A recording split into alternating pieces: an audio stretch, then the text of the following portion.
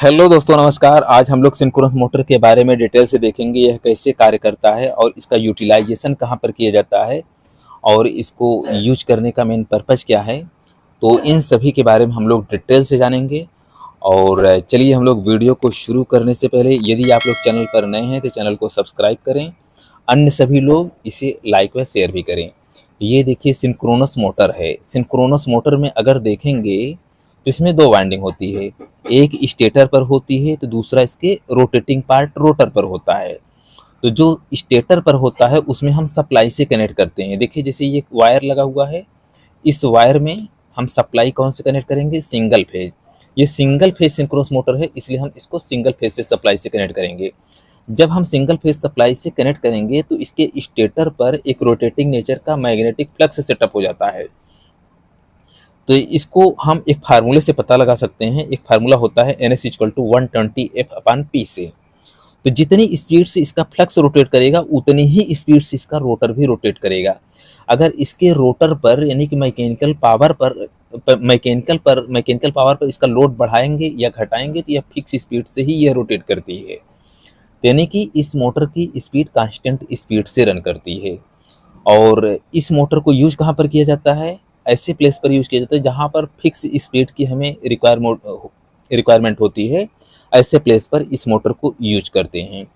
इसको यूज कहाँ कर किया जाता है? जैसे मान लीजिए कूलर है, कूलर में ऑटो एयर स्विंग करने के पर्पज से करते हैं, या ये कह सकते हैं AC वगैरह में यूज करते हैं इस तरीके की मोटर को।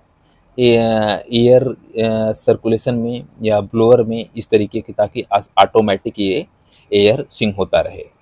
तो ये हो गया। अब जरा इसकी रेटिंग देख लीजिए, इसकी रेटिंग क्या है। ये देखिए, इसको बैक साइड में हम पलट रहे हैं तो इसकी रेटिंग क्या है। ये देखिए, ये 220 वोल्ट है और 220 से 240 वोल्ट AC सप्लाई देना होगा। फ्रिक्वेंसी की वैल्यू 50 से 60 हर्ट तक दे सकते हैं। और इसकी पावर की रेटिंग 3 वाट है और इसका RPM 4 से 4.8 RPM तक के इसको रोटेट करा सकते हैं। यानी कि लगभग 5 RPM के आसपास में यह रन करेगी। तो इसमें देखिए, अब जरा फिर से इधर देखिए, इसमें देखिए जब हम इसको सप्लाई से कनेक्ट करते हैं तो इसका रोटर मैग्नेटिक लॉकिंग हो जाती है। इसमें जिस स्पीड से रन करती है उसमें इन दोनों के बीच में मैग्नेटिक लॉकिंग हो जाती है, इसीलिए यह मोटर फिक्स स्पीड से रन करती है। अब देखिए, जब हम इसको सप्लाई से कनेक्ट करेंगे तो ये एक सिंक्रोनस स्पीड से रोटर रोटेट करेगा। लेकिन जब हम इसके शाफ्ट को घुमाना शुरू करेंगे, बाहर से किसी मैकेनिकल पावर देकर के इसके रोटर को अगर हम घुमाएंगे तो इस वायर यानी कि जहां से हम सप्लाई दिए थे, इसी सप्लाई टर्मिनल से इसे हमें इलेक्ट्रिसिटी जनरेट होना शुरू हो जाएगी। यानी कि हमें इससे इलेक्ट्रिसिटी मिलना शुरू हो जाएगी। तो इसको हम मोटर और जनरेटर दोनों तरीके से, जनरेटर या अल्टरनेटर बोल सकते हैं। तो जो बड़े लेवल का जनरेटर होता है उसमें ये जो फील्ड दिख रहा है, यानी कि ये जो रोटर है उसमें इलेक्ट्रोमैग्नेट टाइप की यूज करते हैं।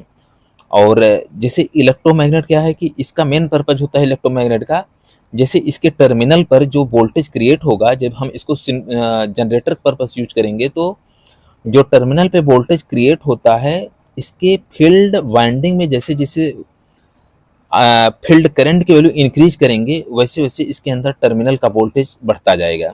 और जैसे इस फील्ड यानी कि रोटर के वोल्टेज या करंट की वैल्यू हम जैसे जैसे डिक्रीज करेंगे, टर्मिनल का वोल्टेज घटता जाएगा। और इसमें जो आउटपुट फ्रिक्वेंसी होती है वो डिपेंड करता है इसमें कितने पोल के लिए वाइंडिंग किया गया है, और साथ में यह रोटर की कितनी स्पीड से यह रन कर रहा है उस पर यह डिपेंड करता है। तो इस तरीके इस मोटर को हम मोटर और अल्टरनेटर या जनरेटर दोनों पर्पज से हम इसको यूज कर सकते हैं। तो बस इस वीडियो को यहीं पे समाप्त करते हैं और वीडियो देखने के लिए धन्यवाद।